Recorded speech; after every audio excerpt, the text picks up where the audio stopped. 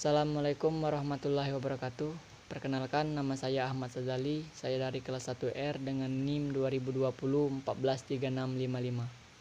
Pada kesempatan yang baik ini, saya memohon izin kepada dosen. Di sini saya akan menjelaskan satu materi yang telah dijelaskan oleh dosen, yaitu mengenai siklus hidup makhluk hidup. Di sini saya akan menjelaskan siklus hidup pada hewan saja. Sebelum kita ke materi, saya akan menjelaskan terlebih dahulu siklus hidup makhluk hidup. Jadi siklus hidup makhluk hidup adalah suatu tahapan atau proses pertumbuhan dan perkembangan pada makhluk hidup.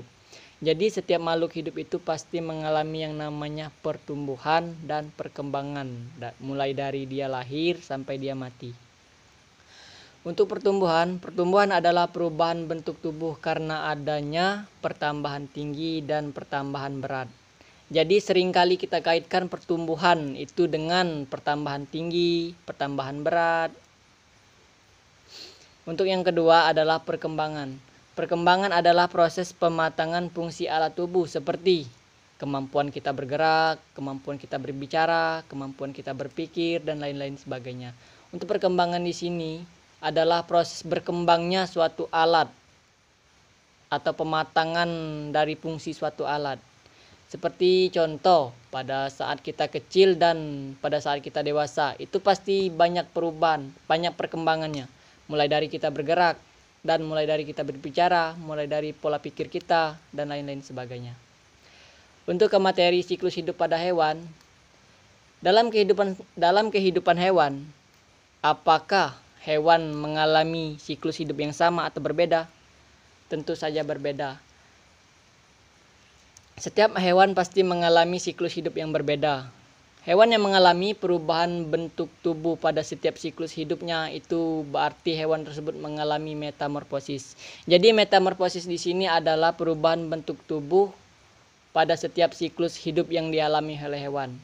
Dan metamorfosis tersebut dibedakan menjadi dua, yaitu metamorfosis sempurna dan metamorfosis tidak sempurna.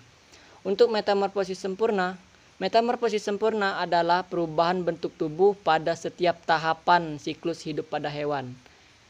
Di sini saya akan kasih satu contoh hewan yang mengalami metamorfosis sempurna, yaitu kupu-kupu. Kenapa demikian? Karena pada setiap tahapan siklus hidup kupu-kupu itu mengalami perubahan bentuk tubuhnya. Contohnya, mulai dari telur, terus tuh menjadi ulat, terus menjadi kepompong, dan menjadi kupu-kupu. Dari keempat tahapan tersebut, kupu-kupu mengalami 4 perubahan, yaitu dari telur, ulat, kepompong, dan kupu-kupu. Untuk yang kedua adalah metamorfosis tidak sempurna. Di sini metamorfosis tidak sempurna adalah perubahan bentuk tubuh, tetapi tidak pada setiap tahapan siklus hidupnya, atau fase yang hanya dilewatinya sebatas dari telur menjadi nimpa atau bayi dan menjadi imago atau dewasa. Di sini hewan yang akan saya ambil sebagai contoh untuk metamorfosis tidak sempurna yaitu capung. Mengapa demikian? Yaitu tadi fase yang hanya sebatas pada telur, nimpa atau bayi dan langsung menjadi imago atau dewasa. Saya rasa untuk materi siklus hidup tentang hewan sudah saya sampaikan. Untuk kesimpulannya dari atas sampai bawah yaitu siklus hidup pada kehidupan adalah tahapan pertumbuhan dan tahapan perkembangan pada makhluk hidup, yang mana pertumbuhan adalah perubahan bentuk tubuh karena mengalami pertambahan berat tubuh dan pertambahan tinggi pada tubuh. Untuk perkembangan adalah proses pematangan fungsi alat tubuh seperti kemampuan dari bergerak, kemampuan kita dari mendengar, kemampuan dari berbicara, dan lain-lain sebagainya. Untuk metamorfosis sudah saya jelaskan, metamorfosis adalah perubahan yang dialami oleh hewan semasa siklus hidupnya. Dan metamorfosis dibagi menjadi dua, yaitu metamorfosis sempurna dan metamorfosis tidak sempurna. Saya rasa cukup sekian penyampaian dari saya. Apabila ada penyampaian saya baik dari materi yang saya kumpulkan dan cara saya menyampaikan ada kesalahan, saya memohon maaf. Terlebih-lebih kepada dosen saya memohon maaf.